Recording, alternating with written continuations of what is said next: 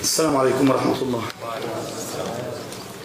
In the name of Allah, most gracious, most merciful, all praise and thanks are due to Allah alone, the Lord of the universe. I bear witness that there is no God except Allah alone, and I bear witness that Muhammad, peace be upon him, his last and final messenger to mankind. Dear Mr. the Mayor, Donny Kudir, as we all know, the provisional government of Quebec has tabled new law, Bill 62, targeting women in Quebec of Muslim faith. Who can believe that we live in free, democratic and open society, that we create laws to deprive women from their basic human rights because of their dress choice? What a shame. In particular, we do appreciate your position a lot. Not only me, but all citizens of Muslim faith in Montreal appreciate this. We encourage you not to give up, and we all support you. I will conclude by thanking activists and the community organizations such as the Canadian Muslim Forum for their stand to counter discrimination against the community, all citizens. I also thank the brothers in Masjid Badr for tonight's event, and I thank you all. Thank you so much. Thank you, Mr. Mayor. Assalamu alaikum.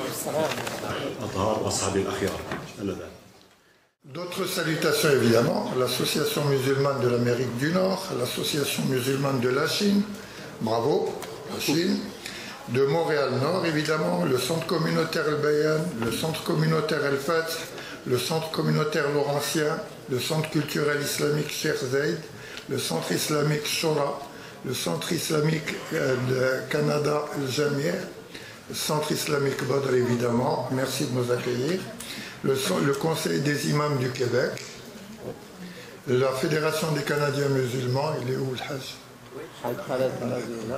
Le Forum musulman canadien, l'Institut musulman de Montréal, je ne salue pas lui, la mosquée Abou Bakr Siddiq, la mosquée Hidaya, la mosquée Tawhid, la mosquée Ar-Rawda, la mosquée Salam, la mosquée Touabou, les médias évidemment.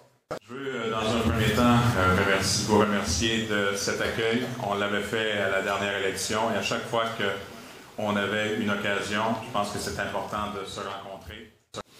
Le gouvernement provincial vient de reculer sur un programme de lutte contre le racisme que nous attendions avec beaucoup d'impatience, depuis plusieurs années d'ailleurs. Avec son nouveau statut de métropole, que peut faire Montréal dans la lutte contre l'exclusion, contre les exclusions, et pour l'égalité en droit de tous ses habitants? Il y a des gens qui se servent de la religion à mauvais escient, quel qu'il soit. Il y a des extrémismes partout, il faut combattre ces extrémismes. Ça veut dire que notre responsabilité, c'est de s'assurer qu'on puisse conserver notre milieu de vie, notre façon de vivre. On peut être égal et différent. Donc, c'est de trouver des outils de prévention contre la radicalisation. C'est pour cette raison qu'au niveau de la métropole, on a mis sur pied, puis c'est une première mondiale, le Centre de prévention contre la radicalisation menant à la violence. En droit, une mauvaise loi, on appelle ça une loi scélérate, comme C62. Je ne dis pas que la loi C62... C'est pas une loi C, parce que la loi C, c'est canadien, donc c'est pas ça. C'est fédéral. C'est pas ce que je voulais dire, de toute façon, c'est juste. Alors, la loi 62 qui vient d'être adoptée, et je suis tenté de croire, moi aussi, comme beaucoup de gens, que c'est une loi qui est discriminatoire. Et ce qui est grave, c'est qu'elle s'impose aux municipalités. On va régler ça tout de suite. Je me suis battu bec et ongle contre la Charte des valeurs. Vous vous souvenez, à l'époque, c'était un autre débat. Right? C'était pas joli. Là, on a une loi qui s'appelle la loi 62. Il y a des principes où je suis d'accord. Je pense que quand on donne des services, on doit le faire à visage découvert. c'est normal. Hein? On n'est pas contre le voile, mais on dit que quand on donne des services, il faut avoir le visage découvert. Pourquoi vous me dites comment que mes employés doivent s'habiller? Je ne veux pas que nos employés deviennent des polices de burqa ou du niqab. On m'a demandé de faire partie d'un comité pour l'applicabilité du projet de loi 62. J'ai dit non. Le président de l'Union des municipalités du Québec a dit non. Mais peut-être qu'on devrait dire que, étant donné qu'il y a une réalité géopolitique, peut-être que ça ne devrait pas s'appliquer à ce moment-là sur ce territoire. Mais moi, je vais aller plus loin. Je pense que cette loi-là n'a pas sa raison d'être, tout simplement. Il y a beaucoup de gens qui me filment et puis qu'ils vont peut-être s'amuser avec mes adversaires. Mais, chose certaine, le message que je lance, c'est que oui, il faut être respectueux de la loi, mais si cette loi-là n'est pas adéquate et n'est pas encore en vigueur, on doit se trouver tous les moyens pour peut-être la changer.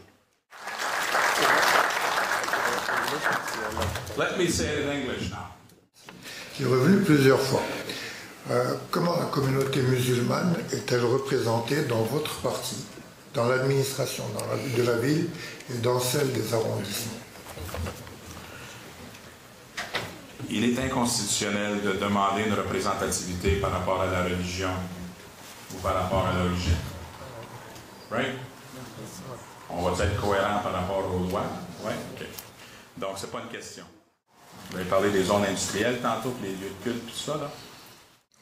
Lu souvent, pourquoi est-il si difficile d'avoir un zonage de lieux de culte pour les mosquées, alors qu'il est relativement plus facile d'en avoir pour d'autres lieux de culte? La question, c'est nos élus, pour nous aider à pratiquer librement notre religion, pourront-ils simplifier les procédures qui enferment aujourd'hui les lieux de culte dans les zones industrielles exclusivement?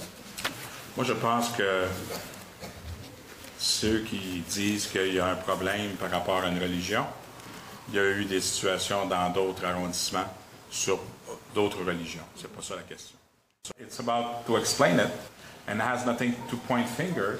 It's about to be consistent in the way we apply urban planning. But we understand that there are some needs. There are some other religions who have some needs. There is a moratorium in Park X, for example. You cannot bring, new temple and new churches and so on. We had also a referendum in Outremont for synagogue. En matière d'emploi, les chances ne sont pas toujours égales pour tous en tout moment. Et une que j'avais jamais entendue, certains employeurs affirment qu'ils ne nous recrutent pas parce qu'ils ont du mal à prononcer nos noms. La question qui a suivi, quels sont vos plans d'action face à de telles situations?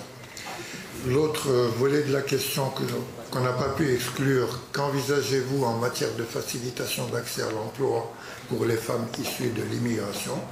Et puis une troisième récurrente également, combien de personnes d'origine maghrébine la fonction publique municipale compte-t-elle dans ces rangs? Il y a 100 nouveaux arrivants par jour à Montréal. Et quand vous calculez les permis temporaires, on monte à 280. Il y a 280 personnes par jour de nouveaux à Montréal. C'est quelque chose. Multiplié par 365.